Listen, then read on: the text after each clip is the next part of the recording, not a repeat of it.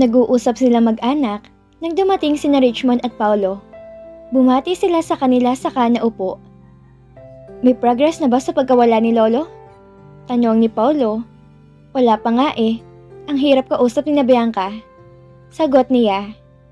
Richmond, ilabas mo ng envelope. Sabi ni Paulo kay Richmond. Anong envelope? Tanong niya sa mga ito. Ito ang... Biglang tumigil sa pagsasalita si Richmond saka tumayo. Ano to? Kinuhang isang bagay na nakasaksak sa outlet. Kamera, patingin nga. Inagaw na Enzo kay Richmond ang hawak nito. Oo nga no? Kaya pala alam ni Bianca mga ginagawa namin. Masyado na matalino si Bianca. Sabi ni Florence. Sir, pakihanap ng sa buong bahay kung saan pa may ganito. Ipinakita to ni Florence sa ibang naroroon. Nag-umpisa na silang maghanap. Pati sila ay nakihanap na rin. Niiwan lang ang mga magulang niya at isang nagtatrace ng location sakaling may tatawag. Halos lahat ng saksakan nila na hindi masyado nang nagagamit ay mayroong nakalagay na kamera. Kaya pala sila nasusubaybayan ni Bianca. Shit, sobrang natagang babaeng yon. Angal ni Enzo. Hindi siya makapaniwala na naisahan sila ng isang babae lamang. Ito yung ipapakita ko sa'yo. Inilabas nito ang mga pictures ni Bianca. Nagparetoke pala to, kaya hindi nila masyado nakilala. At kaya din siya naghoyo. Kaya pala, ganun na lang ang tingin ni Alexandra sa kanya. Sabi ni Enzo. Salamat Richmond, paano mo nalaman? Isang kaibigan ang nagsabi sa akin ng tungkol dyan, kaya naghanap ako agad ng mga larawan. Nabanggit kasi sa akin ni Alexandra noong minsan magkwento siya na parang si Bianca daw sa Alaysa. Pinagtalunan niyo pa nga daw yan, hindi ba? Sagot nito. Kaya nga, sana nakinig na lang talaga ako kay Alexandra. Salamat pare, malaking ebidensya to para tuluyan na silang madiin sa kaso. Wika ni Enzo. Buti pumunta kayo dito. Si Richmond ang nagsabi sa akin. Dapat kahapon pa kami nagka-emergency lang kaya hindi ako pwede. Ngayon ko lang siya nasamahan. Sagot ni Paulo. Natatakot kasi siyang pumunta mag-isa dito. Baka magalit ka. Bakit naman? Napakunot ang noo ni Enzo. Pinagbawalan ako ni Alexandra eh. Ayos na daw na magkaibigan kami. Ayaw niya daw magselos ka pa. Mahal ka daw niya. Sana all. Nakangiting sagot ni Richmond. Hindi naman. Napaliwanagan na naman niya ako. Saka malaki naman ang tiwala ko sa kanya. Kaya alam kong hindi niya ako sasaktan. Alam ko rin naman yun. Iginagalang ko ang pasya niya. Sagot ni Richmond. Saka paggalang din sa pagkakaibigan natin yon. Nakalipas ng pagkagusto ko kay Alexandra. Kasi akala ko wala kayong relasyon eh. Tatawagan ko lang saglit ng asawa ko para ma-inform ko kayo. Pinahigpitan kong security doon kasi mahihirapan siya kung uuwi pa dito. Saglit lang. Lumabas si Enzo para magtungo sa my garden at tinawagan niyang asawa. Kamusta na mahal? May progress na ba? Tanong ni Alexandra sa kabilang linya. Wala pa nga, pero dumating sina Paulo at Richmond dito. Sagot ni Enzo. Oh, may balita ba sila? Kaya pala nasusubaybayan tayo ni Bianca. May mga kamera sa bahay. Nakita ni Richmond kanina. Grabe talagang babaeng yon. Napahawak siya sa batok. Buti na lang at nakita niya. Ano bang balita nila? Alam ba nila kung nasaan si Bianca? Nagpa-plastic surgery pala talaga yon. Galing daw sa isang kaibigan ni Richmond ang mga pictures. Nakatunayang nagparitoke babaeng yon. Sagot ni Enzo. Matibay ng ebidensya natin ngayon na lalo magdidiin sa kanya. Ikaw, kamusta ka naman dyan? Malapit ang meeting namin ni Mr. Yamamura. Dito na lang sa office para hindi na ako lalabas. Ang usapan namin ay after lunch para mas energy kami mag-usap. Nagpa-ready na ako ng pagkain kina Ellen. Salamat at nandiyan ka para saluhin ako palagi. Ano yan? Natural asawa mo ako. Kaya ako ang unang dadamay sa'yo sa lahat ng bagay, mahal. Salamat, mahal. Babalitaan na lang kita ulit mamaya kung sakaling tumawag ulit ng mga kidnappers. Sige, mahal. Mag-iingat kayo dyan. Ikaw din, mahal. I love you. I love you more. Napangiti si Enzo. Ang isipin lang niya ang kanyang asawa ay sapat na upang mabawasan ng konti ang kanyang pag-alala. Pumasok na siya sa loob. May kausap ang tatay niya sa phone. Oo, akong bahala. Sige, kailan? Nagsulat ito sa papel. Huwag niyong sasaktan ng daddy. Dahang-dahang ibinaba nito ang telepono. Nakuha bang location? Tanong ng daddy ni Enzo sa investigador. Susubukan ko po kung pwedeng pagdugtungin ng mga oras na nakausap niyo sila. Kung same location po, makikita yan. Good to hear that. Sagot ni Florence. Na-excite sila sa sinabing yon ng pulis. Kakalabas lang ni Alexandra ng building nang mamataan niyang parating ang isang sasakyan at tumigil sa harapan niya. Nagbaba ito ng tingin sa bintana at binati siya. Pinapasundo ka ni Enzo. Hindi ka daw kasi niya makontak. Nakita na daw nila si Lolo. Anito sa kanya. Talaga? Gulat na gulat siya. Maaaring ang natagpuan na si Lolo. Oo, ipapasunod ka sa lugar. Buhay daw siya. Salamat. Bubuksan na sana niya ang passenger seat sa harap, pero pinigilan siya nito. May mga prutas kasi dito at box. Nasilip ngang meron nga. Sa likuran ka na lang. Makakapag-usap din naman tayo kahit nandun ka. Sige. Gusto ko nga doon at makakapagpahinga ako. Nakangiti na Alexandra na sagot dito. Bakit ka nakamask? Inatake kasi ako ng allergy. Oh, handa ka na ba? Tanong nito. Sige, tara na. Nginitian niya pa ito. Tatawagan ko lang yung asawa ko. Dial siya ng dial. Hindi man lang mag-ring ang phone ni Enzo. Kaya nagtataka siya. Huwag ka na magtaka, baka nawala ng signal doon. Ang alam ko, ipinaputol muna ng linya dahil sa dami ng nakuhang camera doon. Sabi ng lalaki. Sa bagay, kamusta naman daw si Lolo? Tanong niya dito. Confirm ng location niya, doon na lang natin siya pupuntahan. Sa party ng Norte kasi yun. Sagot nito. Salamat sa Diyos at nalocate na siya. Nag-aalala nga kami dahil sa kondisyon niya. Sinasaktan kasi siya ni Bianca. Ang sama talaga ng ugali ng babaeng yon. Kahit matanda pinapatulan. Siya pala ang nagpasabog niyang sasakyan ni na Papa. Sabi niya dito. Hindi ko akalaing ganong kalalim ang galit niya sa akin. Pasigok-sigok pa siya. Hindi niya mapigilan ang pagtulo ng luha. Hayaan mo. Pagbabayaran niya ang lahat. Uminom ka muna ng tubig. Inabutan siya nito ng mineral water. Mahaba pa ang biyahe. Baka maubos ang energy mo. Okay ka lang ba? Salamat ng marami sa'yo. Binuksan niya ito saka ininom. Masarap ang hagod ng lamig sa kanyang lalamunan. Naubos niya ang kalahati nito. Okay lang ako. Para lang akong inaantok. Tubig lang naman ang iniinom niya. Pero parang hinihila ang mga talukap na mata niya at umiikot ang kanyang paningin. Ano nangyayari? Napansin niyang mapuno ang dinadaanan nila na parang gubat. Tumigil ang sasakyan sa tabi ng kalsada. Madilim na doon dahil hapon na. Naramdaman na lang niyang itinaas nito ang kanyang damit. Wag! Maawa ka! Wag! Pinipilit ni Alexandra na manulak pero wala siyang lakas. Hindi na Enzo makontak ang kanyang asawa. Nawawala kasi ang kanyang cellphone. Hindi niya alam kung saan niya naipatong. Tatawagan sana niyang asawa upang kamustahin, pero hindi man lang mag-ring ang cellphone nito. Tinawagan niya si Richmond kung napansin ang phone niya. Hindi daw. Si Paulo naman hindi niya makontak. Nasaan na kayang cellphone ko? Naiinis na siya paghahanap doon. Minabuti niyang tawagan ng opisina. Ang sabi ng gwardiya ay naroon pa daw ang sasakyan ng asawa niya. Pinapuntahan niya ito sa opisina upang i-check kung bakit hindi sumasagot sa Alexandra.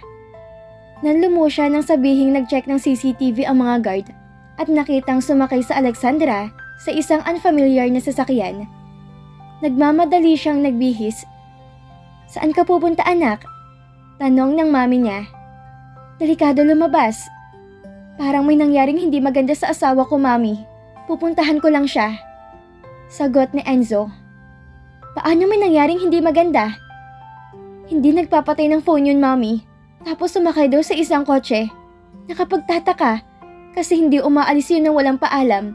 Ngayon pang nawawala ang phone ko. Magpasama ka sa mga pulis para kung sakaling totoong hinala mo, magawan na agad ng paraan. Sagot ng kanyang ina. 2 pulis ang sumama sa kanya. Malayo-layo ang opisina nila kaya hindi sila nag-uuwian. Ilang oras pa silang babiyahe, hindi ni Enzo maintindihan kung bakit ibang nararamdaman niya.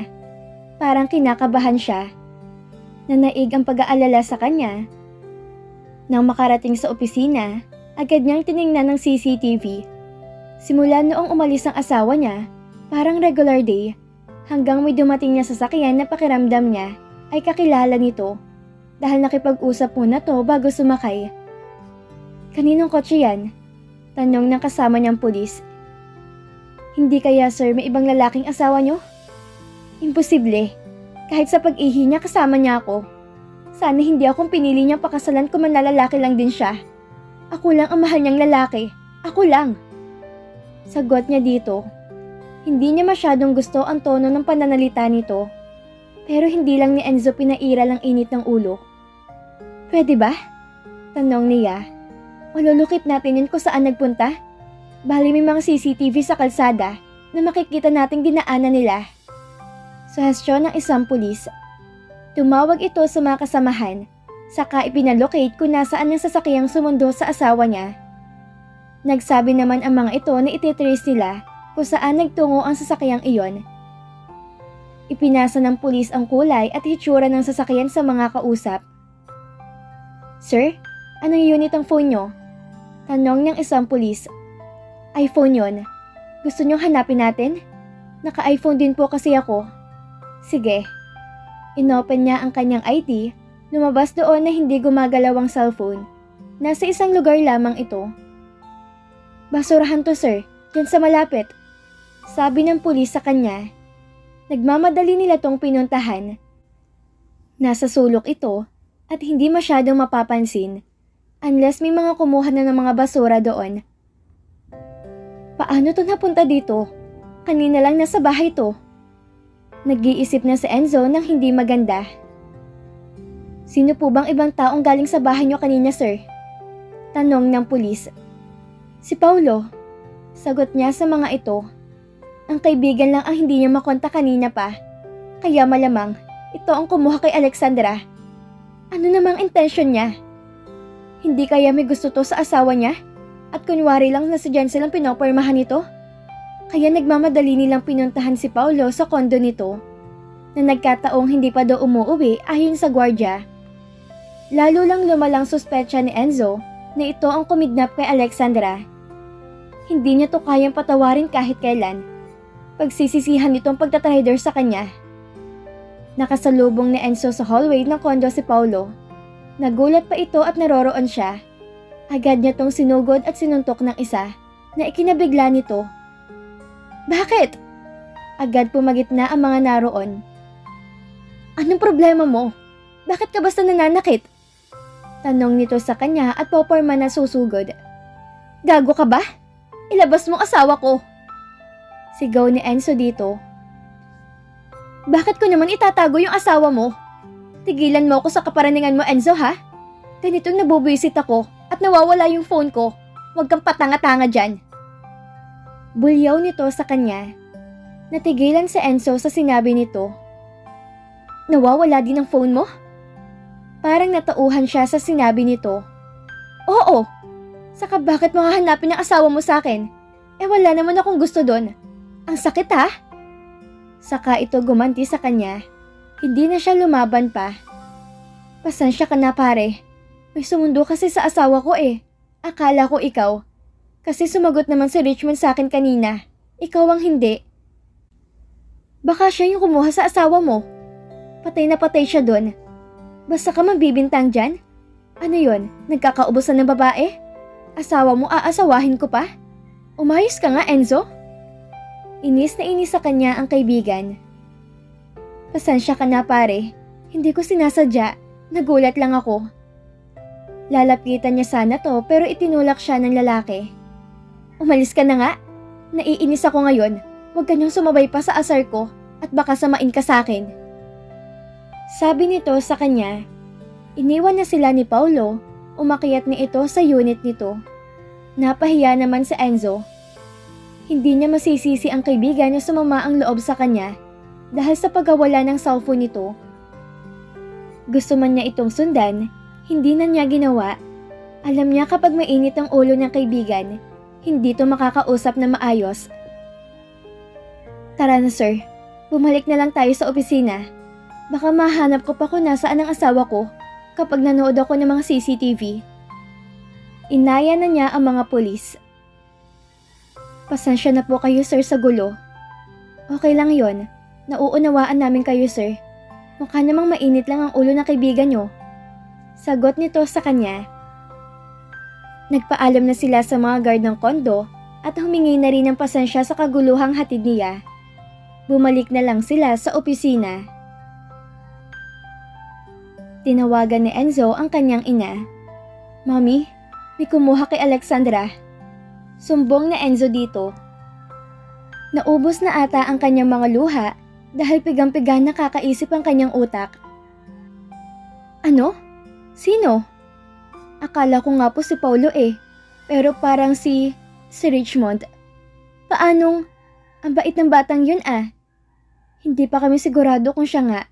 Kamusta na dyan? May lead na ba kung nasaan si Lolo? Nalocate ay Manila, malapit lang dyan. Nasa daan na kami para pumunta doon. Ipasa niyo sa amin ang location at susunod kami. Sabi ni Enzo sa ina. Hindi mawala sa isipan niya sa Alexandra kung nasaan na bang asawa niya. Malapit na sila sa lokasyong sinabi ng kanyang ina. May kinalaman din kaya si Bianca sa pagkawala ni Alexandra? Tanong ni Enzo sa sarili. Ang lugar ay isang warehouse. Madaming pulis ang sumugo doon. Hindi sila pinayagang makapasok sa loob. Naghintay lang sila sa labas. Nag-aalala sila at nananalangin na sana naroon pa ang lolo niya. Tumunog ang phone ni Florence. Unregistered number. Hello? Nag-aalangang sagot ng daddy niya. Well, akala niyo ba mahuhuli niyo kami dyan? Nagkakamali kayo.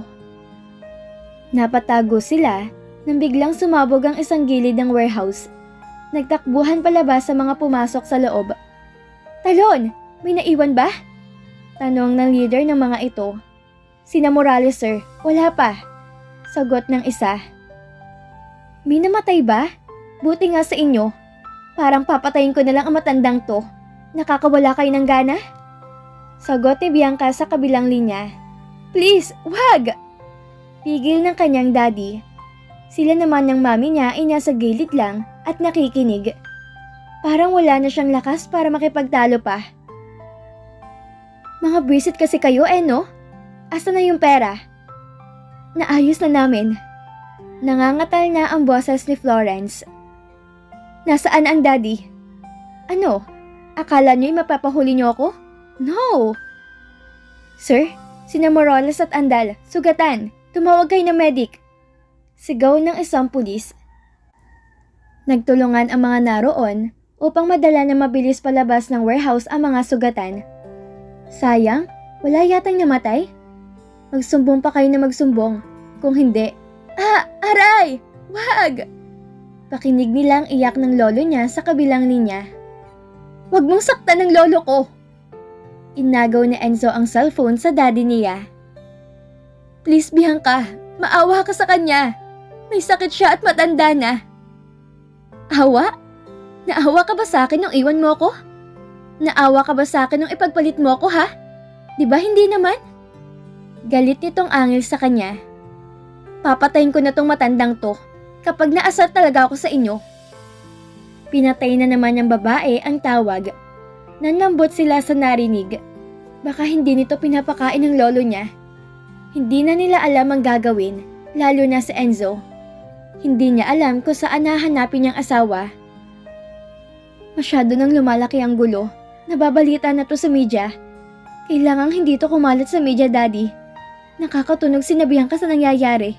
Isa pa yun sa dahilan, kaya nasusubaybayan nila tayo. Sabi ni Enzo sa ama. Sir, negative po dito. Umuwi po tayo sa inyo at baka tumawag ulit doon ng mga kidnappers. Mahirap na po na may makaligtaan tayong tawag mula sa kanila. Men, let's go! Nilisan nila ang lugar na yon. Bigo sila. Laglag ang kanilang balikat. Anak, kamusta na sa Alexandra? Anong balita? Tanong ni Mami Telma sa kanya. Umiyak si Enzo. Parang hindi na niya kaya ang bigat na dinadala. Gusto nang bumigay ng puso niya. Ngunit paano? Paano lalaban ang mga taong mahal niya kung siya mismo ay susuko na? Malalagpasan natin to, anak. Hinagod ng kanyang ina ang kanyang likod. May awa ang Diyos. Makikita din natin sila. Magtiwala lang tayo. Mami, hindi ko kayang mawala sila. Lalo na ang asawa ko. Siya ang buhay ko. Marami kaming pangarap. Sagot ni Enzo dito sa pagitan ng paghikbi. Wala nang nagawa ang kanyang ina, kundi panoorin ang kanyang pagtangis. Awang-awa to sa kanya. Iminulat na Alexandra ang kanyang mga mata. Wala na siya sa sasakyan. Nasa kwarto siya. Bigla siyang tumayo at napansing iba ang suot niyang damit. Bigla siyang nagpanik at naalala ang muntikan ng pambababoy ng lalaking yun sa kanya. Tumayo siya para puntahan ang pinto. Doon lang niya napansin ang kadena sa kanyang paa. Sumilip siya sa bintana. Madilim na. Mataas ang pader. Napuluha siya sa isiping yon. Marahil hinahanap na siya ng asawa niya. Nagmamadali siyang bumalik sa kama nang marinig ang mga yabag na nanggagaling sa labas. Palakas yon ng palakas. Nakita pa niyang anino sa siwang ng pintuan. Bumukas iyon at iniluwa ang lalaking nakangiti. May dalang tray. Binato niya to ng unan. Pinagkatiwalaan kita. Ganito lang yung gagawin mo sa akin? Iyak siya ng iyak. Baliwala naman to sa lalaki. Ngumiti pa rin to sa kanya. Kumain ka na. Mahaba-haba ang biyahe kanina. Inilapag nito sa lamesa ang dalang pagkain. Pakawalan mo ko! Sigaw na Alexandra dito. Huwag kang sumigaw. Hinawi niya ang pagkain na nasa tray. Tumalsik lahat ang laman noon. Bigla siyang niyakap na lalaki. Please, Alexandra, please. Huwag kang magalit. Nagawa ko lang to dahil sa labis sa pagmamahal ko sa'yo. Sabi nito sa kanya, habang patuloy siya sa pagwawala. Bakit, Richmond? Bakit? Umiiyak niyang sabi. Nakakuha si Alexandra ng buwelo, saka sinipa ang lalaki ng ubod lakas na ikinabalandara nito sa sahig. Halata ang sakit sa mukha ng lalaki. Hindi kita mamahalin kailanman. Baboy ka! Baboy! Sigaw niya dito. Bumangon ang lalaki at pinulot ang mga pagkain at plato na kumalat sa sahig. Hinubad ng lalaki ang suot na damit, saka ginawang basahan pamunas. Walang lingon-likod na iniwan na siya ng lalaki. Sobrang sama ng kanyang loob. Gusto na lang niyang mamatay. Namumula na ang kanyang paa dahil sa kadenang nakaikot doon. Hindi niya abot ang pinto, pero ang kadena niya ay nakasabit sa isang tubo papunta sa banyo. At dito na po nagtatapos ang kabanata ng ating kwento. Muli niyo po akong samahan sa mga susunod pang kabanata na ibabahagi ko sa inyo. Maraming salamat po. Keep safe, everyone!